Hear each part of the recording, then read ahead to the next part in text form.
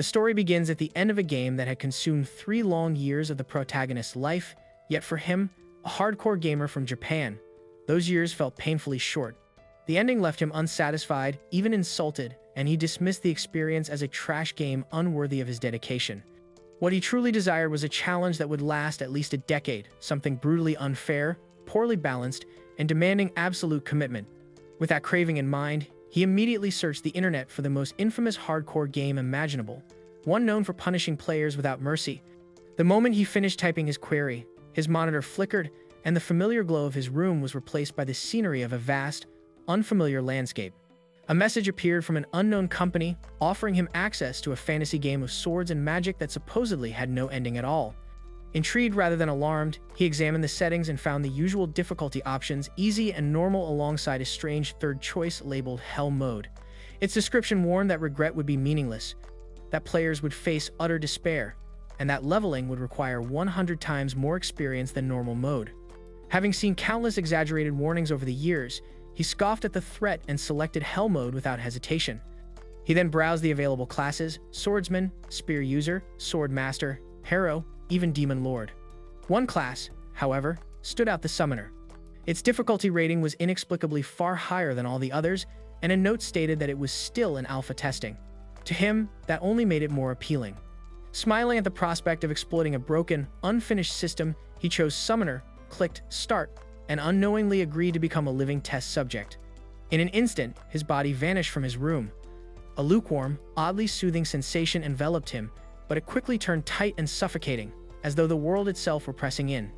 When the pressure finally released, he emerged screaming into a new world as a newborn baby, abruptly realizing that he had not merely entered a game but had fully experienced the reincarnation trope. His father held him with joy and pride, announcing that he had already chosen the name Alan. Accepting this new identity with surprising calm, the protagonist left behind his former life as Kenichi Yamada, a 35-year-old uneducated, broke, and romantically inept office worker. Now reborn as Alan, he could not speak or move freely, yet his mind remained fully intact. He could think clearly, understand the language around him, which appeared to be Japanese, and observe his surroundings with the detached awareness of a veteran gamer. He learned that he had been born into a serf family living in a nameless frontier village, where pioneers paid heavy taxes to a ruling lord in exchange for the right to cultivate land.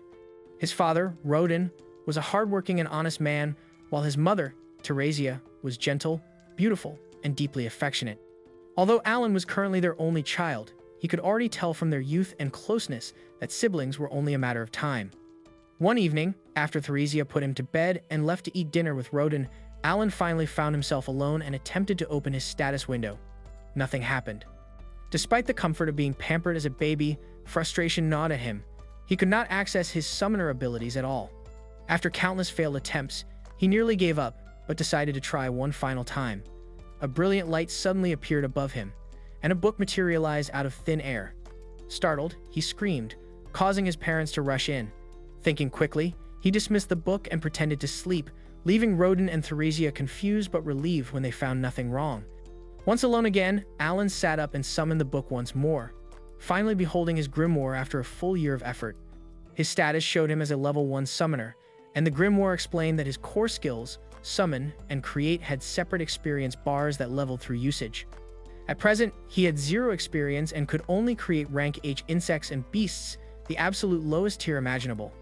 One page displayed a message from the god of creation, Elmia, thanking him for his patronage and apologizing for the delayed delivery of the grimoire due to bureaucratic issues surrounding the experimental summoner class. The message ended with a blunt warning that no questions or cancellations regarding class selection would be accepted. Unbothered by divine red tape, Alan immediately tried to summon an insect, only to realize that he first needed to use the create skill. When he did, a card appeared before him, a rank H insect card granting +1 endurance and +1 agility. Though laughably weak, Alan viewed it as a monumental first step. Just as he prepared to summon the creature, Theresia entered the room, forcing him to hide the card and feign sleep, resolving to continue the next day. When he finally activated the card during his nap, it dissolved into light and formed a large grasshopper that immediately leapt at his face before hopping out of the room. Consulting the grimoire, Alan learned he could name the creature Denka and discovered a crucial mechanic. Merely holding the card in his inventory applied the creature's stats to his own body.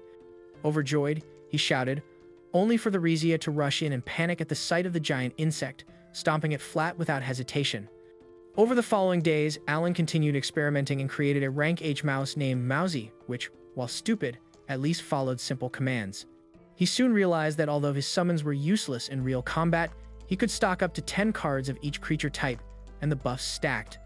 By holding 10 Mousy cards, his attack stat increased enough for him to surpass the physical strength of a normal baby. Aware of Hell Mode's brutal experience requirements, he accepted that progress would be painfully slow. One evening, Rodden returned home covered in blood, frightening Theresia until he explained it came from a great boar he had hunted. He proudly carried Alan outside to see the carcass, pointing out birds called alba herons along the way and explaining that he had named Alan after them because of their freedom to roam the skies. Seeing the massive boar up close terrified Alan, making him realize how insignificant his current power was. Gerda, a neighbor, praised Rodden for the kill and remarked on how unusually composed Alan seemed for his age, later explaining that great boars were C-rank monsters requiring at least 20 men to defeat. Alan stored that information away as a future benchmark.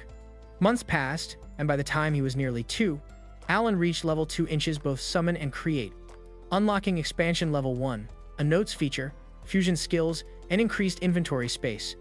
However, he quickly discovered that his mana points severely limited his progress, preventing him from fusing cards or creating higher-rank creatures until his MP naturally grew. By age 3, his MP had increased enough to allow more experimentation, including successful fusion that resulted in a rank G bird named Chappie, capable of perfectly mimicking voices. He also created Hopper the Frog, whose provoke skill drew attention, and Molly the Mole, whose dig skill created pitfall traps. The strategic depth thrilled him, reminding him of the hardcore systems he loved, until he accidentally fell into his own trap. Around the same time, Krena, Gerda's daughter, already infamous as Krena the Fierce, dragged him into brutal mock sword fights that he consistently lost despite stacking agility buffs. When Theresia later revealed she was pregnant again, Alan volunteered to help in the fields, only to be firmly refused by his parents, who wanted him to enjoy his childhood before the harsh life of a serf claimed him. Though he agreed outwardly, Alan secretly vowed to change their fate. As winter arrived and a chain of events led to the birth of his baby brother Mash, Alan found himself questioning his reincarnation. He still wanted to conquer this Hell Mode world and push its systems to their limits, but more than that, he now genuinely cared for his family. Watching his parents and newborn brother, he made a silent promise to use his powers not just to satisfy a gamer's pride, but to free them all from the endless grind of serfdom. When Alan turned 5, he asked his father about the aptitude ceremony. Rodden explained that it was a mandatory test held for all children at that age, regardless of status, and that showing good aptitude could allow Alan to rise above being a servant, though competition would be fierce due to the population boom from early settlers. Just then, Krena arrived to walk with him, and the 4 of them headed to the village. Krena was amazed by the number of houses and proudly declared she would become a knight if chosen as a swordsman, while Alan quietly took in the sights. At the church, Alan immediately noticed the gap in wealth, as even commoners wore better clothes than he did, and he overheard boys mocking him for being a servant's child. Amidst the social tension, the religious officials opened the church doors. They began by asking for the blessing of Elmia, the goddess of creation, ensuring all children would receive equal opportunities. The officials recounted the history of the country's heroes, noting that many possessed bloodlines that once belonged to servitude.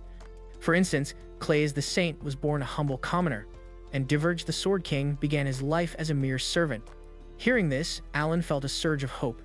He recalled from his memories before reincarnation that powerful classes like Hero and Sword King often required starting in lower social strata. The participants were called inside to begin the long-awaited evaluation. The leader of the religious group invited the village chief, Deboji, to bring his son, Palamas, forward first. The process required every child to touch a crystal ball, after which their attributes and talents would appear on a metal plate behind the priest. Deboji sweated with anticipation as his son approached the orb. Palamas's attributes appeared on the plate, arranged exactly as Alan had seen on his own status page. It was revealed that Palamas had the talent to be a merchant. Alan checked his own grimoire, which only he could see, and noticed that attributes in this world were displayed as ranks rather than numbers. Meanwhile, another boy took the evaluation and, upon discovering he had no talent at all, ran crying to his father, who comforted him with a hug.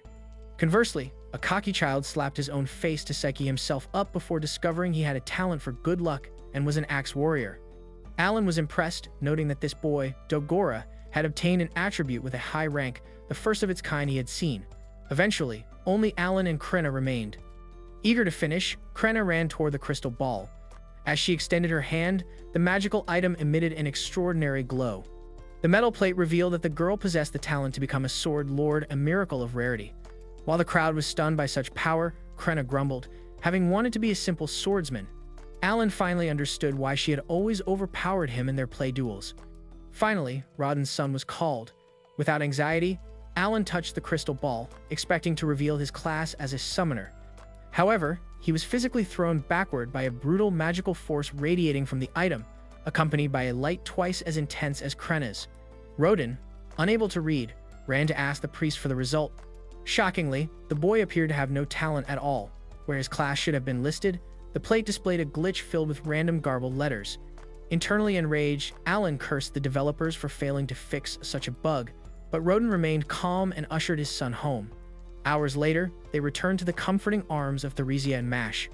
That evening, gathered around the fire, Alan's parents assured him that he was precious to them regardless of his talent. Despite their poverty, they didn't even own a bathtub. Alan felt happy. At bedtime, Alan reviewed his grimoire. He confirmed that he truly possessed all rank E attributes. This led him to a startling realization. He was the only person in this world playing on Hell mode. He deduced that while everyone else was level 1 at age 5, the rank system reflected the development speed per level. His rank E attributes meant his growth speed in Hell mode was nearly 100 times slower than normal, and the displayed ranks were merely a fraction of his true potential value. Kenichi Yamada, having spent a lifetime playing easy games, had been reborn into a world where he was the sole player on the hardest difficulty. While this might drive others insane, Alan refused to give up. He had chosen this challenge specifically to mock ridiculously easy games. He concluded that the nonsense text on the plate was indeed a clumsy glitch and resolved to complain to the devs until he proved that no one should mess with a hardcore gamer. The next morning, Alan asked his mother why his father had been acting strangely since the previous night. By nightfall, the family went to Krena's house to celebrate her discovery as a sword lord. Excited, Krena told Alan that a sword lord was stronger than a swordsman. Alan feigned ignorance to hide his knowledge. Matilda, Krena's mother, mentioned that the village chief, Deboji, had gifted them liquor. Rodden, trying to hide his pride and jealousy, maintained a straight face. Gerda, Krena's father, insisted Rodden take the first sip. This insistence spiraled into an argument until Gerda accused Rodden of wanting to cut ties between their families. Rodden admitted that he felt Krena's extraordinary talent meant she would likely become a knight, serve the country, and reach nobility. He argued that important people like her shouldn't waste time socializing with servants. The argument nearly turned physical until their wives intervened. Matilda punched her husband, teaching Alan never to cross her. She explained that the couples had been friends since childhood and had matured somewhat after becoming parents. She recounted how, 10 years ago, the four of them decided to build their houses on this new land together. Rodden and Gerda eventually made peace, sharing the liquor they hadn't touched since their weddings. At dawn, Gerda learned that the Night Order was seeking Krena. He and his friends took her to the city where the evaluation had occurred. News of a commoner sword lord had spread quickly. Suddenly, Dogora appeared with a club, mocking Alan for being a talentless loser in a place meant for the talented. Krena immediately stepped in to protect Alan, and Gerda had to restrain her. The Night Order arrived, led by Captain Zenov, a sword master. The villagers watched in admiration. Zenov approached Gerda, but the father seemed displeased with the proposal for Krena to join the order, arguing she was too young and weak for a real sword. Zenov countered that refusing the proposal would be seen as deceiving Baron Granville, a crime punishable by death. To verify the child's legitimacy, Zenov demanded a duel. If Krena did not fight, she and her family would be executed. Despair gripped the crowd, except for Krena.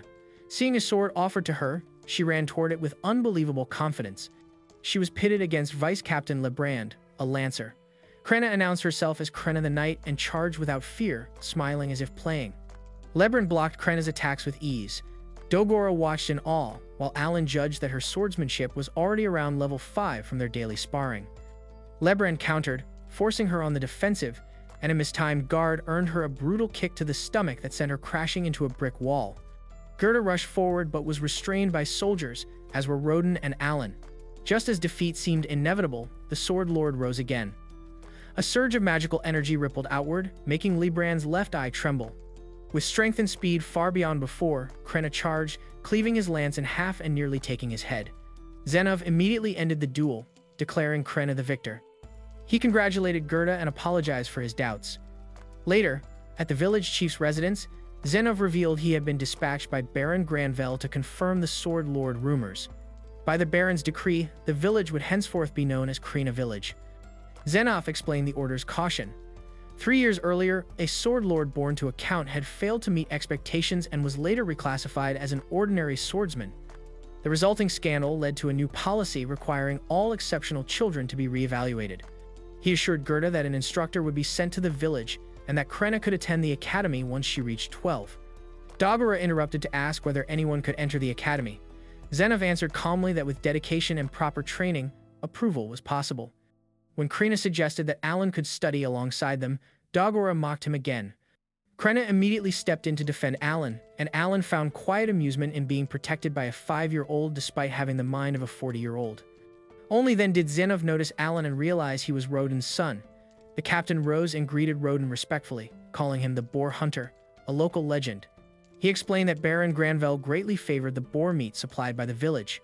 Alan couldn't help but reflect on the irony that his father risked his life for food the Baron consumed casually, yet he was glad to see Rodin acknowledged. After the meeting, Rodin told Alan that Krena might one day become a heroine, but even servants could earn recognition from nobles. He believed Alan still had a chance to achieve something great. To ease the moment, Alan revealed 2 fruits he had stolen from the gathering for his mother and brother. Rodin laughed heartily, admitting he had taken even more. The following day brought excellent news for the boy. He had finally leveled up his conjuration skill, unlocking the enchantment technique and gaining the ability to summon F-rank creatures. However, he realized he still needed to fuse 2 cards to create a new one, similar to the process used to create Chappie, the bird. The prospect of eventually summoning a dragon-like creature thrilled him, as did the increase in his card inventory limit from 20 to 30. His joy was well-founded, as it had been 2 years since his conjuration skill last leveled up. That evening, the family gathered around the indoor fire. Theresia felt her 3rd child kicking within her now swollen belly. Alan offered to wash the dishes to ease his mother's workload, while Mash asked if he would be getting a new baby brother. Theresia remarked that the kicks were gentler this time, suggesting the baby would be a girl. When her husband noted that it was time to consider names, she reminded him of their promise. She would be the one to choose the names for their daughters. While Theresia pondered names, Alan celebrated privately after receiving a message from Elmia in his grimoire stating that his mana points had been fully restored. To his parents, who could not see the book, he appeared to be staring into empty space. Assuming their son was merely daydreaming or perhaps a bit delusional, they joked about it with him. Alan quickly changed the subject, asking about the improvement of his father's scar. Rodin explained that he received the mark after undergoing the trial of the gods during that day's boar hunt. When Alan pressed for details, his father described a special phenomenon that occasionally occurred during hunts, a sudden surge of energy that healed wounds and wiped away exhaustion. Hearing this, Alan immediately recognized it as the world's description of leveling up. Since Rodin was a veteran boar hunter respected by the community, Alan deduced that his father must be at a high level, even without being able to check his status. Conversely, despite Alan's recent skill evolution, he remained at level 1. He realized he would stay there unless he fought creatures strong enough to yield experience points. Unfortunately, servants were forbidden from leaving the village without permission, with hunting expeditions being the sole exception. Alan volunteered for the next hunt, but Rodin immediately shut him down, stating sternly that hunting was not a game but a dangerous endeavor that could cost lives. Rodin's bluntness surprised even Theresia, and Alan fell silent, though he did not abandon his ambition to evolve. Before sleeping, Alan checked his book again. He realized his previous complaints sent in the aggressive manner of a toxic gamer had paid off. The developers had fixed the text bug. A new message indicated that a prophetic warning had been sent to the Great Pope. Alan found the phrasing amusing before reflecting on his stats. His attributes were displayed as rank E, a consequence of the slow progression in Hell mode. However, an attachment revealing raw data showed that Alan actually possessed S-rank mana and intelligence. Closer inspection revealed several A and C ranks, placing his overall potential roughly on par with Krena. Eager to test his new enchantment skill, he used it on Denka, his summoned insect. The result was a significant boost to the monster's stats, which in turn buffed Alan's own resistance and agility. However, the visual appearance of the insect remained unchanged. Denka was stronger, but not larger or more intimidating. This taught Alan that summoning involved more than simply calling forth giant beasts. Later, Theresia entered the room, startled by the sight of Denka, and instinctively stepped on the creature. killing it instantly. A few days later, Roden departed for a hunt. Alan, having spent nights experimenting, discovered that card enchantments were permanent as long as he had mana. It was wise to enchant every card in his inventory. He attempted various card fusions to unlock new monsters but failed repeatedly until only one combination remained. Praying for luck, he fused the F-rank insect with the F-rank bird. The result was unexpected, a card named Grass F. Alan hadn't realized vegetation could be summoned. However, the card offered a massive buff of +7 mana points, potentially rising to 12. For a summoner, this was invaluable, potentially shaving years off his hell mode grind. He summoned the creature, which resembled a walking apple with twig-like limbs. He named it Appo. The creature possessed a skill called Aroma, causing it to bury itself with only a sprout visible, emitting a pleasant oil-like scent. Although unsure of its tactical utility, Alan appreciated that his garden was becoming a botanical paradise, though he reminded himself he wasn't there to be a gardener. When Theresia called him for lunch, Alan tried to unsummon the creature, but the command failed. Theresia approached, unaware of the creature's nature, and simply admired the plant's pleasant aroma while Alan wondered about its true purpose. Later, Alan trained with Krena. Although he couldn't defeat her, he held his own better than before, and Krena noted his increased toughness. Checking his book, Alan confirmed his swordsmanship skill had reached level 3, and his expanded inventory allowed him to carry more cards to buff his defense and attack. He wondered if Appo's scent contributed to his recovery. He recalled his first card, Poto, a dog with a bite skill. He had been too afraid to test in public. By late afternoon, Alan had thrown stones at a tree nearly 20,000 times, wearing a hole in the trunk, yet there was no sign of leveling up. Between caring for Mash and helping his pregnant mother, his time was limited. He briefly considered giving up, but the thought that he might be just one stone throw away from a breakthrough kept him going. His brother Mash then pointed out the lush garden that had sprouted in the yard. Alan realized that Appo's Aroma skill had reduced his mana recovery time from 6 hours to 5. Gazing at the sky, he watched the migration of the alba herons, the birds that had inspired his name. That night, anxiety grew as Roden failed to return on time. The family's worst fears were realized when hunters appeared in the heavy rain, carrying Roden on a wooden plank. He had been pierced through the stomach by a boar's tusk. Gerda, a fellow hunter, explained that the wound had been cauterized and Roden's life saved by a rare Mueller's flower. Theresia wondered how they afforded such an expensive herb, and Gerda reminded her of the gold coins the knight captain had given them as an apology for treating Krena roughly. Tension rose when other hunters began shouting, blaming a commoner for the accident. The noise woke Mash, who began to cry. The hunters stepped outside to give the family space. Gerda explained to Alan that the village chief had ordered ordinary citizens to join the hunt to gather valuable boar meat for the nobles. These inexperienced commoners had volunteered, believing the rumors that Roden was a legend who would keep them safe. During the hunt, the commoners, tasked with distracting the boar, panicked and fled. Roden had stepped in to save one of the fleeing men and was brutally gored. Gerda promised to bring Roden's share of the meat the next day and departed. Alan was left feeling utterly useless. Alan stayed awake all night tending to his mother and father. Roden woke in a panic, shouting the boar's name, which shook the family. Witnessing this, Alan questioned his own obsession with strength. He realized power was meaningless without a purpose. Life for servants was a daily battle for survival, not a game. When Gerda returned with the meat and offered to help them through the winter, Alan made a vow. He told his father to rest and promised to keep the family safe. Seeing the pure determination in his son's eyes, Roden did not object. Alan began joining the servants in their labor. Tired of feigning weakness, he removed his mana buffs, converted them to physical strength, and worked with incredible intensity. He claimed he had inherited this sudden strength from his father. As he worked, he grew bitter about the unfairness of the nobles taking the majority of their harvest. Later, the village chief, Deboji, brought the young man responsible for Roden's injury to apologize. While Roden was stern, Theresia fiercely scolded the boy, reminding him that every life was precious to someone. Seeing the community's support for his parents, Alan realized he had the best family in the world. Finding free time, Alan cleared a space in the woods and summoned several jump frogs. He set traps and used his provoke ability, intending to lure small animals for meat. The strategy worked too well. Instead of small game, he attracted a gigantic alba heron, a rank B monster. Checking his status, Alan noted that his enchantment skill had risen to level 2, granting a +20 stat boost to his creatures, all of which were already enchanted. Determined to help his family survive the winter, Alan stood his ground. He hurled a stone at the giant bird's head and struck its neck with his wooden sword, but the monster retaliated with a powerful kick. Alan summoned a pack of podos to attack.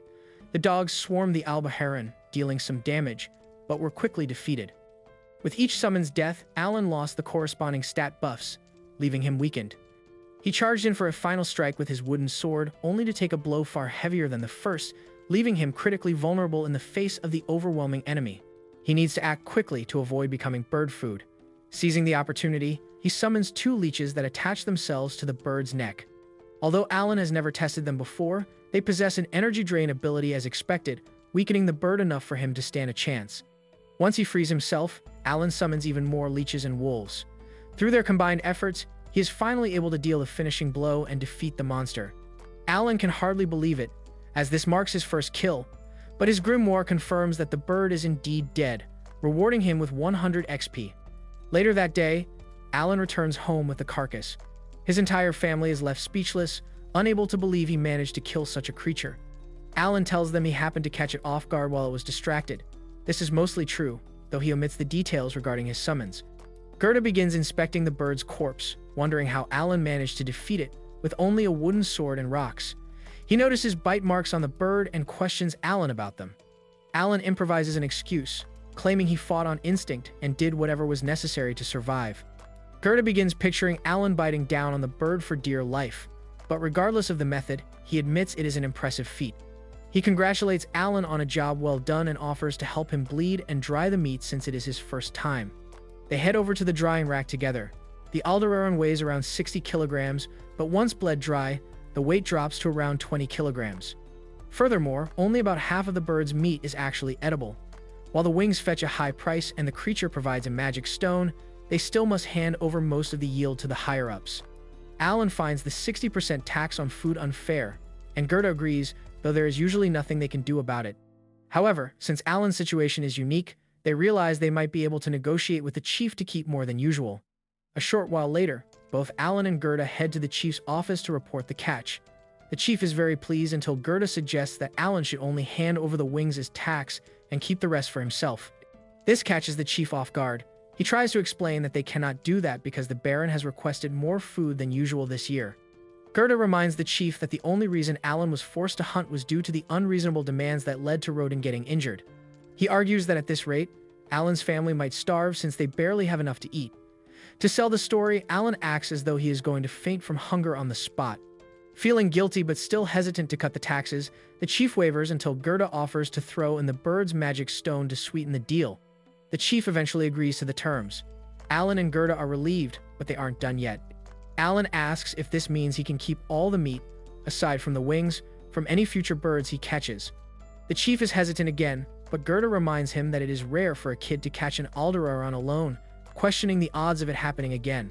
The chief agrees to let Alan keep most of the meat from future catches, operating under the assumption that the boy won't catch another bird anytime soon. He was wrong. Later, Alan heads back into the fields and manages to lure in 2 Aldebarans at once. Having mastered his strategy, he sends out leeches first to weaken the birds, throws rocks at their heads to disorient them, and then orders his wolves to attack with full force. Once the birds' health is whittled down, he strikes them over the head with his sword to finish them off. Alan continues hunting every 3 days for a while, and this marks the first time he succeeds without losing a single summon. He is pleased with his performance and thrilled to find he has finally gained enough XP to reach level 2. He excitedly opens his status screen to check his growth. He receives a 60% boost to his stats. While slightly less than he expected, it is still a huge increase. It took him 6 years to gain 1 level, but now that it has happened, he decides it is time to let his family know the truth. He returns home with both birds, amazing his father, who cannot believe he caught 2 at once. Rodin notices something different about Alan, but Alan has a busy schedule, including his sparring session with Krena, so he leaves before Rodin can say much. After today's haul, Alan has officially captured 10 birds total, ensuring his family can survive the winter. He wants to keep hunting to reach level 3, but he doubts he can find enough birds in time. Thanks to his stat boost, Alan keeps up with Krena much easier now, though he gets distracted by his thoughts for a moment, allowing her to sneak up from behind and smack him on the head. That night, Alan calls a meeting with his family.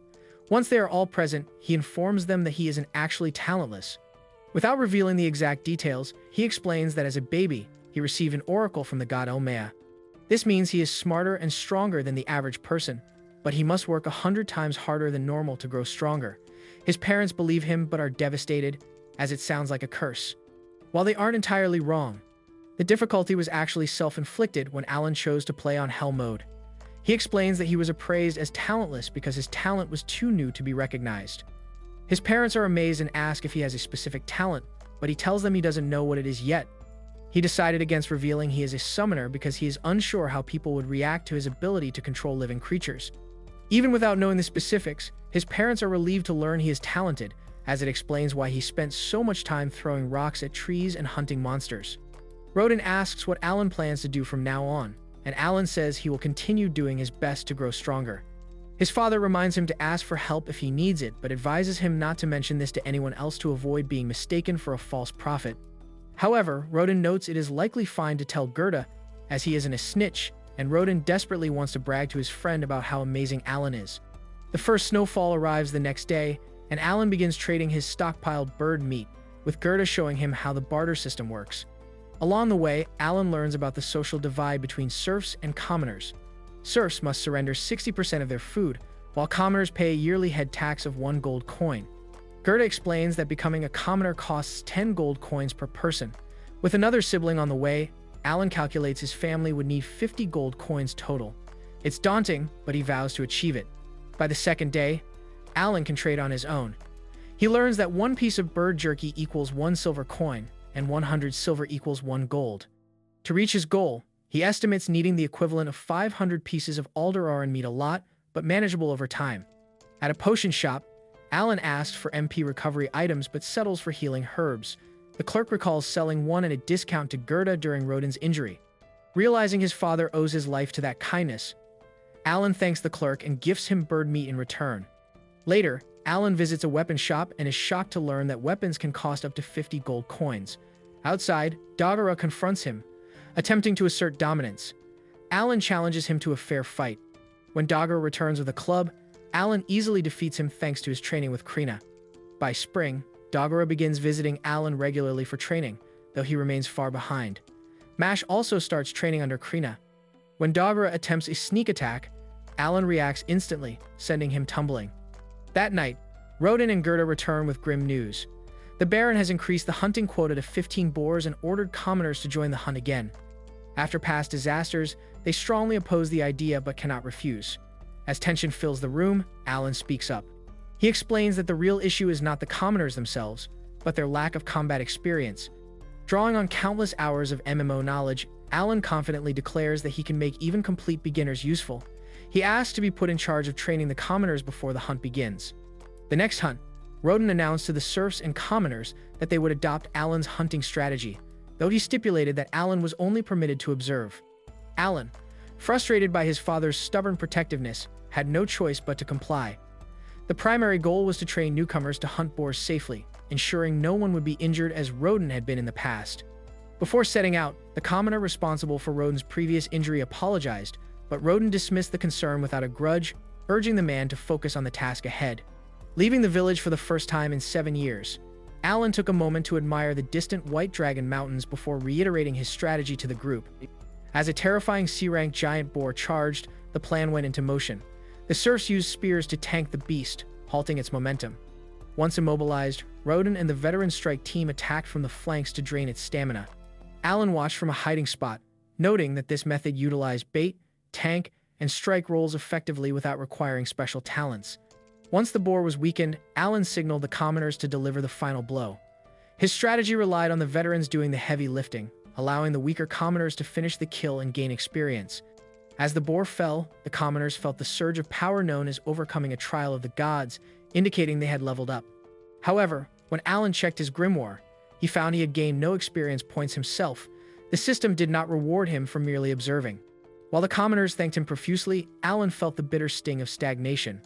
Days later, while fetching water, Alan spoke with a neighbor who was a butcher. The man expressed envy of the hunters but couldn't risk his safety due to his pregnant wife. Seeing an opportunity, Alan struck a deal for the neighbor to butcher a large stockpile of albaharans in exchange for a share of the meat. Alan needed the carcasses processed so he could sell the meat, aiming to earn the 50 gold coins required to buy his family's freedom from serfdom.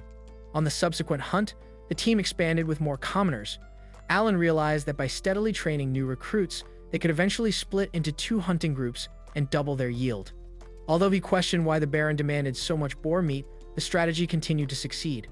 The new recruits successfully baited, held, and finished off another boar, celebrating as they too leveled up, proving Alan's tactical genius even as he remained on the sidelines.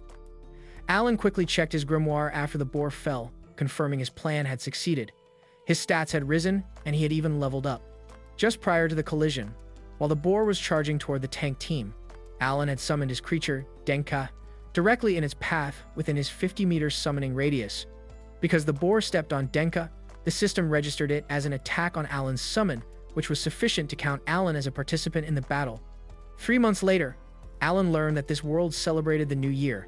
He and Krena were invited to the chieftain's residence, returning later with gifts and candies rewards for the village meeting its hunting quota.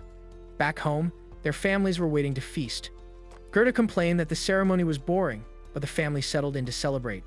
Roden remarked that they were well on their way to meeting the yearly quota of 20 boars, largely thanks to Alan's training methods for the new hunters.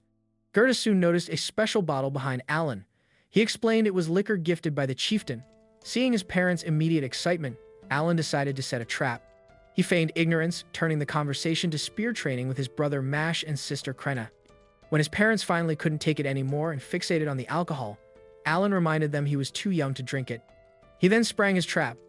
They could have the bottle, but only if they beat him in a contest. Confident in their physical superiority, Gerda agreed immediately. When asked his price, Alan demanded the right to wield a spear during the boar hunts if he won. Realizing they had been outsmarted, Roden and Gerda acknowledged Alan's cunning but accepted the challenge, believing they would still win easily. The contest was arm wrestling. Gerda went first, warning she wouldn't hold back. However, Alan was prepared. Now level 6, he had filled his inventory with cards to buff his attack power. However, he could not overcome Roden. Alan lost the second match, calculating his father's attack stat to be over 300 C rank. Roden enjoyed the prize but held firm on the deal. Alan could not join the hunt until he was strong enough to win. Alan resolved to reach summon level 4 by fall to gain the necessary power. By June, Alan's summon level increased, unlocking E-rank creatures and expanding his card inventory by 10 slots. He realized that filling his inventory with 40 E-rank cards would provide enough buffs to finally defeat his father. Additionally, he discovered a new storage skill in his grimoire, a literally bottomless hole in the page that could store an infinite number of items. This puzzled Alan. In game design, God-tier inventory management usually appeared only when necessary for the plot. He reasoned that obtaining such a powerful tool now meant he would need it for a specific purpose very soon. Leaving that aside, Alan decided the time was right to experiment with his new E-rank summons. He attempted to manifest a rank E insect, but to his confusion, nothing happened. He initially suspected a lack of mana, but the grimoire clarified that he lacked the necessary E-rank magic stones. This revelation came as a surprise. He hadn't realized that higher-tier summons would require material components. Determined to proceed, he sneaked into his room, careful not to wake his little brother, and retrieved his savings along with a stash of magic stones he had collected from horned rabbits. The summoning process still failed until he deposited the stones directly into his storage skill, a specific mechanic that finally allowed him to create the creature he wanted. The resulting E-rank insect was a butterfly named Papin. It was significantly larger than he had anticipated, which became a problem when his mother, Teresia, entered the room at that exact moment. Panicking, Alan mentally commanded the insect to hide behind his back while he stammered out an excuse to his mother. Once she left, he continued his experiments, summoning a rank E beast next. This saber-toothed tiger, which he named Tama, was far sturdier than his previous dog summon and provided a stat buff of 10 double what the F-rank summons offered. He also successfully fused a rank E bird, confirming that maintaining his new army would require a consistent and plentiful supply of magic stones. However, a logistical hurdle arose that night when his father mentioned that a defensive ditch dug years ago had effectively stopped horned rabbits from entering the village. Realizing his supply chain had been cut, Alan found himself in a difficult position. Seeking a solution, he approached Palamus, a knowledgeable villager, while Krena played nearby. Palamus explained that magic stones were typically used to power tools in the royal capital. Crucially, he noted that while C and D rank stones were valuable, E rank stones were considered trash and often littered the ground. To prove his point, Palamus picked one up from the dirt nearby. Relieved, Alan realized he didn't need to hunt, he just needed to scavenge. After recruiting villagers to help him stockpile stones, Alan unlocked all available E-rank summons and prepared to test their combat viability. Suddenly, one of his new summons, a bird named Hawkins, flew toward him, screeching a warning. A wild boar burst from the brush, injuring Alan before he could react. Beansy, his grass summon, immediately healed the wound. As the boar charged again, the butterfly Papin unleashed a stunning ability, freezing the beast in its tracks. Seizing the opening, Alan ordered Tama to attack, and the tiger decimated the target instantly. When a second boar launched a surprise ambush, Wall-E, a stone summon, materialized as a shield. The boar crashed into the sturdy wall and collapsed from the impact. As Alan blinked, the battlefield vanished, revealing that he had hallucinated the entire encounter. He didn't dwell on the delusion. Instead, he recognized it as a mental simulation he had been running for 7 years to understand how a summoner should operate. Without FAQs or walkthroughs, he had to deduce the class's potential on his own. This vivid visualization confirmed his theory regarding the game's design. Every summon type fulfilled a specific RPG role. Insects were for debuffs, beasts for offense, birds for intelligence gathering, grass types for healing, and stone types for defense. This synergy allowed Alan to function as a complete, self-sufficient party, validating the summoner's potential power. It also explained why he had acquired the storage skill at this specific moment. It was essential for carrying the massive amount of magic stones required to fuel his army. Alan finally understood the developer's intent. He possessed an unrivaled, versatile legion capable of handling any situation, a power that could eventually surpass even the Demon Lord. As soon as they arrived at the noble's residence, they were received with a direct question regarding their intentions. The group explained that, in accordance with the new decision, the Baron would begin visiting the region every month. The master of the house was surprised by this news, but the messengers added a caveat. In order to meet the hospitality requirements of the visit, it would be necessary to slaughter approximately 20 boars. The noble then inquired why they specifically needed Alan. He clarified that they required someone capable of acting as the Baron's guide during his stay. When the visitors questioned why the noble's own son, Palomas, could not assume that role, the man replied that Palomas was not suitable for the task. Alan understood the implication immediately. Deep down, he knew the assessment was accurate and agreed without resistance. The noble explained that he expected Alan to demonstrate hospitality, beginning with a dinner prior to the hunt. Alan realized that the true intention was to entertain and please the dignitary, perhaps winning him over with small courtesies. Although he resolved not to be easily manipulated, he kept his composure. The noble, having heard that Alan's ideas had contributed to the success of the previous year's hunts, expressed confidence that the boy could handle the responsibility. In his private thoughts, Alan cared little about the Baron. The reality of his existence as a serf meant he had few options to leave the village. If he continued merely hunting boars and albatrosses, it would take at least 10 years to reach the status of a commoner. However, when his father mentioned that refusing the role would pose no problem, Alan recalled a crucial detail. The Baron possessed the authority to grant the title of commoner. Realizing this could be his chance to rise in the social hierarchy, he decided to accept the role of guide. On the day of the Baron's arrival, the city was restless, with nobles making a point of flattering the visiting dignitary. His daughter, Cecil, was also present. The Baron began by thanking Deboke for the work carried out over more than 15 years to establish the village of Krena. He declared that since the land reclamation decree, there was no greater example of success throughout the entire Granville fief. He apologized for the confusion involving the boar meat, admitting that while the extra request was troublesome, he could not refuse a direct order from the king. The host was shocked to learn that the request had originated from His Majesty himself. Irritated, he internally blamed Viscount Carmel for mentioning the hunts to the king. The butler advised him to calm down and taste the meal. Upon trying the dish, the host was surprised by the flavor and asked what kind of meat it was. Unable to respond, the host remained silent until Alan asked for permission to speak. Alan explained that it was a dish from Albahan, prepared with meat slaughtered the previous day, utilizing the breast, thigh, and liver seasoned with fresh herbs.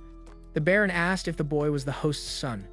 The host replied that Alan was a separate case, and someone at the table recalled that he was the son of Rodin, the hunter.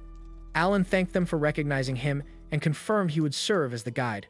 Impressed by the boy's manners, the Baron asked if his father had been a knight, but the host explained that he came from a family of serfs. Cecile showed immediate irritation, questioning why they allowed a serf to be present in the house. Her father immediately reprimanded her, demanding she not treat anyone that way, though she continued to stare at Alan with displeasure. The Baron called upon the boy to present the details of the following day's hunt, to which Alan promptly agreed. The Baron noted that if the hunters did not reach the mark of 20 boars, his knights would take the front line. Alan realized the Baron did not fully trust the serfs, while Cecil seemed excited by the idea of knights slaughtering the beasts. Alan apologized but stated confidently that 20 boars were a small number for them. The assembly was surprised to hear such assurance from a child, but he promised that their performance would speak for itself. Before departing, the Baron asked Zenov to take care of his son and keep everyone safe, which Zenov accepted without hesitation. At the camp, Alan indicated the hunting location and suggested they climb the tower to observe the area. Cecile was impressed by the view as Alan explained that the forest below was where they faced the boars. When the hunters arrived, Alan pointed out that their armor was produced from scraps of hide, bones, and tusks from previous hunts. Speaking on behalf of his father, Rodin, he explained that their strategy consisted of attracting the boars into a specific hunting zone. Speed was essential, which was why they utilized light equipment.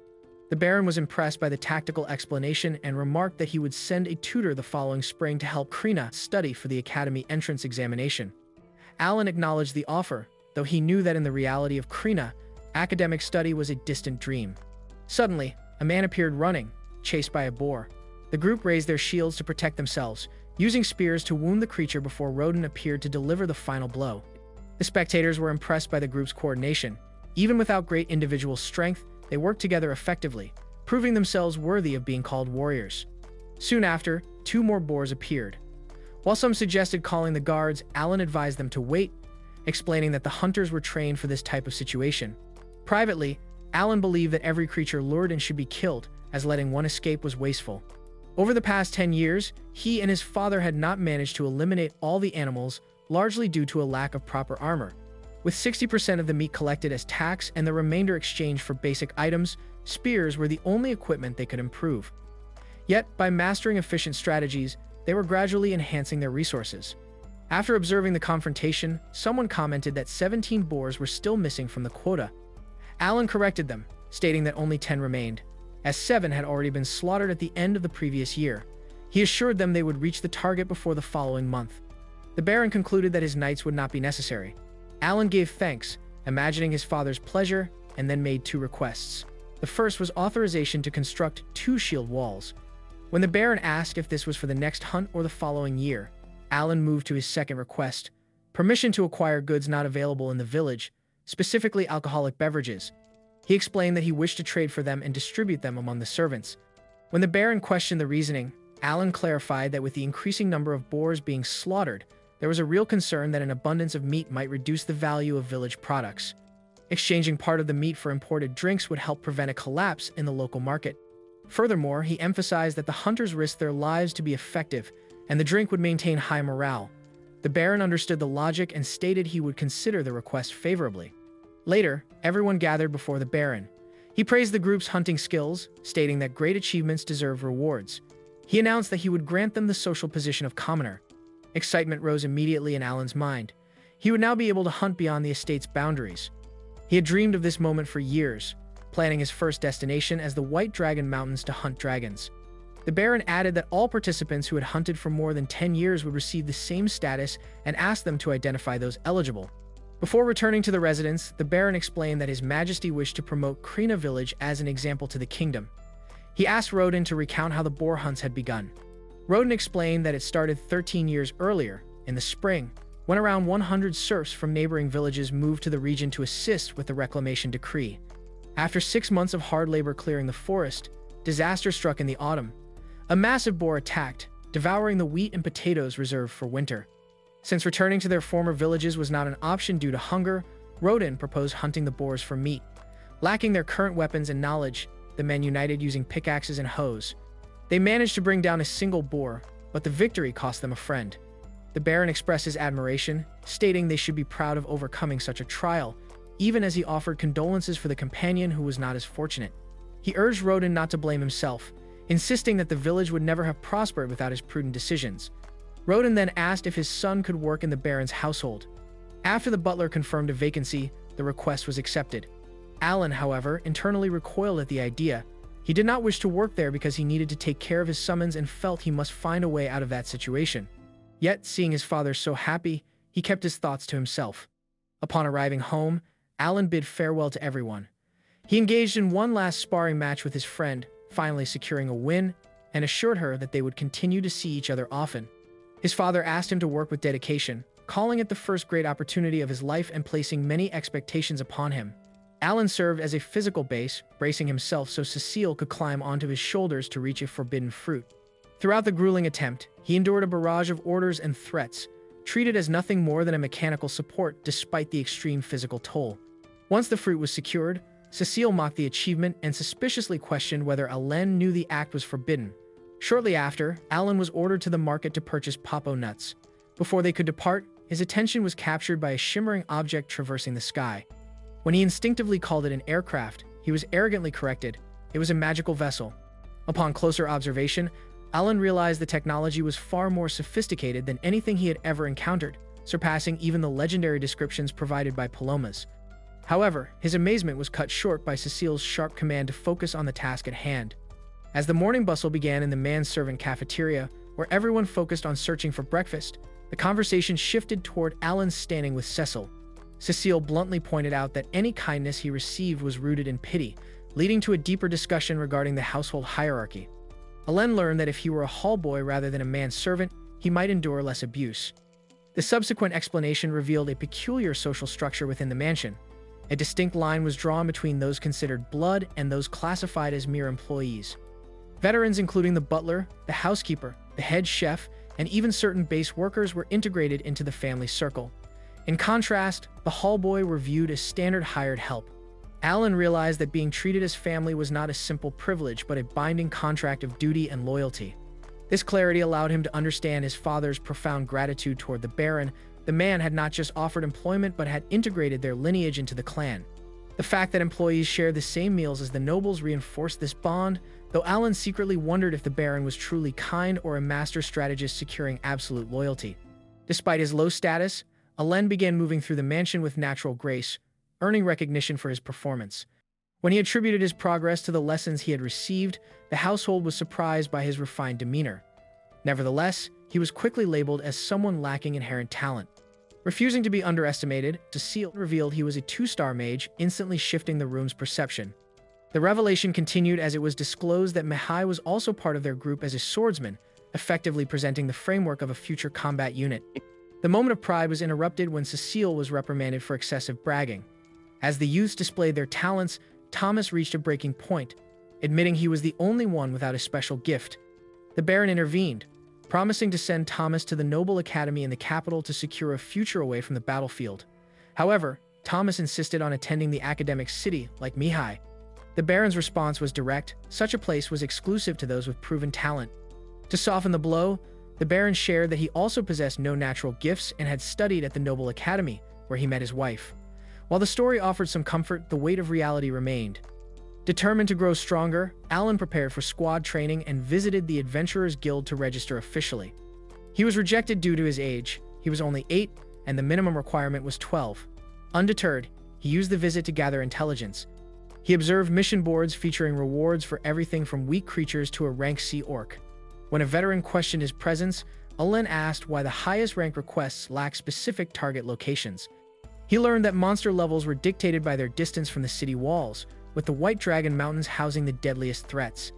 Alan also noted a bounty for Garish the Assassin, a target so fast and powerful that the job was reserved for knights. His curiosity eventually turned to the White Dragon that gave the mountains their name. The adventurers explained that the creature had remained undefeated for ages, rendering the region inaccessible and guarding a massive mithril deposit valued at 10 million gold coins. Alan realized the mountains held an untouched fortune blocked by a legendary force. When the veteran Raven arrived to close a hunting report, he noticed Alan's unusual appearance. Despite the boy's age, the atmosphere remained friendly, and Alan left the guild satisfied with his new knowledge of magical beasts and treasures. On his first day off, Alan avoided bureaucracy at a checkpoint when guards mistook him for the young master of the Granville family. He seized the opportunity to head 10 kilometers away from the city into a rank D monster zone. To test his system, Alan summoned Fork, confirming that the creature's high intelligence allowed it to execute complex commands. He soon realized that intelligence was as vital as raw strength. He summoned 5 additional creatures to use Eagle Eye to map the region, but noted that lower intelligence summons acted purely on instinct. Eventually, he located a group of goblins and engaged in a strategic experiment. By alternating attacks and using the Swallowtail Aya to induce sleep, Alan secured a swift victory and 1,000 experience points. He concluded that while goblins offered less XP than boars, their density made them more efficient for leveling. By the end of the day, he had defeated 80 goblins and 5 hares, accumulating 16,500 XP and rising 2 levels. However, he discovered a limitation. His bird-type summons suffered from night blindness, forcing him to end the hunt. Panic briefly set in when he realized he had relied on Fork to guide him back. After 4 intense sessions, Alan reached level 12. His routine eventually drew the Baron's suspicion.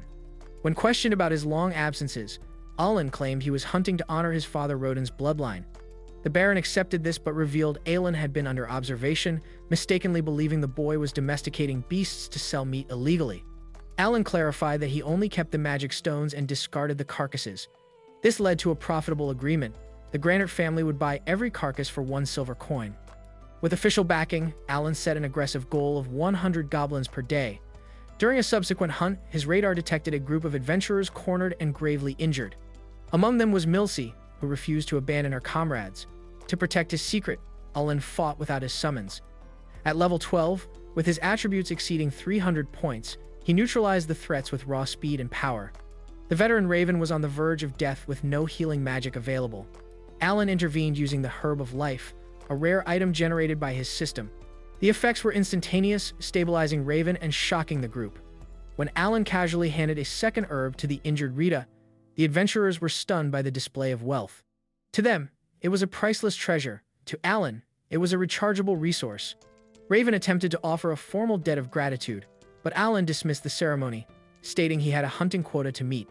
He demanded absolute silence regarding his abilities in exchange for 100 level E-magic stones, a pittance for the adventurers' lives, but a vital resource for Alan's summons.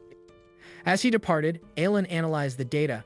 The Herb of Life was far superior to the Myra's flower used for his father, and shared combat only reduced his experience gain by 20%. He returned to the mansion with a wealth of information, new resources, and a clearer path to the top. Soon after, Knight Captain Zinoff dines at Lord Granville's mansion and is highly impressed by his gourmet meal of horned rabbit, hunted by Alan. Zinoff remarks that he expects nothing less from a legendary hunter's son and mentions that Krena village successfully met its winter boar quota. This prompts Cecile's brother, Thomas, to complain about the mansion's lack of boar meat. Alan silently deduces that the greedy king likely hoarded the supply. While Lord Granville scolds Thomas's selfishness, Lady Granville laments the missing meat, having hoped to prepare it for her winter party. Inspired, Thomas boldly asks Alan to hunt a white deer next. Fiercely protective of her servant, Cecile takes offense, arguing that only she has the authority to give Alan orders. Lady Granville calls the idea silly, knowing a white deer is far too formidable for the boy to hunt. However, unwilling to back down from a challenge, Alan officially accepts the quest. While the family is excited, Zenoff remains deeply curious about how Alan will actually manage it. When winter arrives, Alan's attempt at building a snowman is interrupted by his summoned hawk, which has located a giant white deer feasting on goblins. Slightly intimidated by its massive size up close, Alan quickly formulates a strategy. He summons his magic frogs, commanding them to jump erratically and provoke the beast. The enraged deer falls for the bait and charges, attempting to crush them. Waiting until the last possible second, Alan recalls his frogs, retreats a short distance, and summons them again. Using this hit-and-run tactic, he repeatedly taunts the monster, eventually luring it back to where he was playing in the snow. The deer blindly charges and plummets into a deep pit Alan had dug in advance. With the beast trapped in the cramped space, Alan safely finishes it off. Later, panic erupts at the mansion gates when the servants see the giant deer carcass seemingly crawling toward them one step at a time. Fearing a monster attack, they arm themselves with spears, only to freak out further when the beast speaks, asking to see Thomas. Alan finally crawls out from beneath the heavy carcass with a crude joke about its immense weight. The Granville family rushes outside, left utterly speechless by the successful hunt. A delighted Thomas declares it the perfect New Year's centerpiece, and Alan formally dedicates the kill to him. Internally, however, Alan swears never to hunt one again, realizing the massive effort yielded a disappointing 2,500 experience points. Observing this spectacle, a stunned Lord Granville questions his butler about Alan's supposed lack of talent, noting that an 8-year-old soloing a C-rank monster is completely unheard of. He orders an immediate reinvestigation into the boy's abilities. Soon after, the butler summons Alan, offering a promotion to official huntsman. His new duties include providing meat for the estate and rescuing citizens from monsters. Alan realizes this title allows him to freely grind for experience under the guise of work. The role pays 100 silver coins monthly, a clear cost-saving measure for the estate, as a single white deer is worth far more. Still, Alan is pleased, planning to quickly meet his quota and spend the rest of his time farming goblin experience. However, the butler instantly tempers his excitement. Alan must maintain his daily duties as Cecil's manservant and is restricted to hunting just once a week. Though frustrated by the limitation, Alan knows he cannot pass up the opportunity and humbly accepts. By spring, a massive magic ship descends upon the city, bringing Cecil's elder brother, Mihai. While Cecil eagerly awaits him, Alan is more fascinated by the ship's floating mechanics. When Mihai disembarks, Cecile rushes to embrace him, pouting over his missed summer visits. Hoping to make a good impression, Alan steps forward to carry Mihai's luggage. Mihai is curious about the new servant, prompting a subtly proud Cecile to brag about Alan's dual role as manservant and huntsman. Impressed, Mihai praises the boy's apparent talent, leading Alan to deem him the most sensible of the Granville children. As Mihai presents Cecile with a gift and they cheerfully head home, observing their warm reunion leaves Alan deeply missing his own siblings. After fulfilling his weekly hunting quota, Alan brings his kills to the mansion, delighting the chefs with high-quality ingredients. Rick arrives shortly after, informing him that Mihai is sparring with Zenoff, prompting Alan to watch. He finds Mihai incredibly skilled, matching the knight captain's pace. Zenoff commends Mihai's academy training. Spotting Alan, Cecile praises his hunts. Mihai notices him too and requests a spar. With Lord Granville's approval, Zenoff lends Alan his mithril sword. Overjoyed at the rare chance, Alan accepts. Though aware his stats favor hunting over combat, he draws confidence from his level 20 status. As they spar, Alan holds back to avoid injuring the noble. However, Mihai proves vastly superior, displaying blinding speed and heavy strikes. Zenoff reassures a worried Lady Granville, explaining that Mihai's rigorous training makes him unbeatable to novices. This is quickly proven correct when Mihai easily disarms Alan, forcing him to yield. Despite his swift victory, Mihai is impressed by Alan's strength. Alan humbly realizes Mihai is in a different league. Cecile and Thomas praise their brother, while Cecile also commends Alan for holding his own. Mihai explains his strength came from clearing a dungeon maze during summer break. Hearing about Mihai's natural talent, elite instructors, and relentless work ethic sparks deep envy in Alan. This jealousy grows knowing Mihai operates on a normal difficulty setting, leveling up 100 times faster. When Mihai promises to return for the holidays, Alan abruptly requests a rematch. Mihai agrees, asking only that Alan continue protecting his sister. Alan complies, though internally he desperately wishes to stop serving the spoiled girl. Weeks later, Viscount Carnell visits Lord Granville. Despite their diplomatic laughter, Granville harbors a burning hatred for the greedy lord. Alan serves a meat dish, recalling Rick's gossip. Carnell sits one rank higher socially, and their families are generational rivals. Alan observes Carnell devouring the horned rabbit steak, wrongly praising it as rumored boar meat. Granville spitefully confirms the lie. Alan notes his lord would never waste actual boar meat on Carnell. Unaware, Carnell greedily stuffs his mouth and demands a second serving, which Alan promptly retrieves. Alan remembers Carnell's territory prospers because a dragon nests on Granville's side, blocking mine access. Knowing the dragon previously nested on Carnell's side, Alan wonders if Granville similarly bullied them during that hardship. Granville abruptly asks the purpose of Carnell's visit. The Viscount replies he is discussing his youngest daughter's appraisal ceremony results. Refocusing, Alan is confused when Carnell proudly boasts his daughter possesses no talent, causing Granville to scowl. Carnell mockingly calls it unfortunate that two of Granville's children are burdened with talents. Granville tightly retorts they will execute their noble duties regardless. This bizarre exchange leaves Alan brimming with questions about societal views on talent, though he knows better than to interrogate the Baron. Months later, on his day off, Alan asks Raven's adventuring party to teach him about fighting C-rank monsters. Raven warns of the deadly risks, but having completely eradicated the local goblin population, Alan desperately needs stronger prey to level up.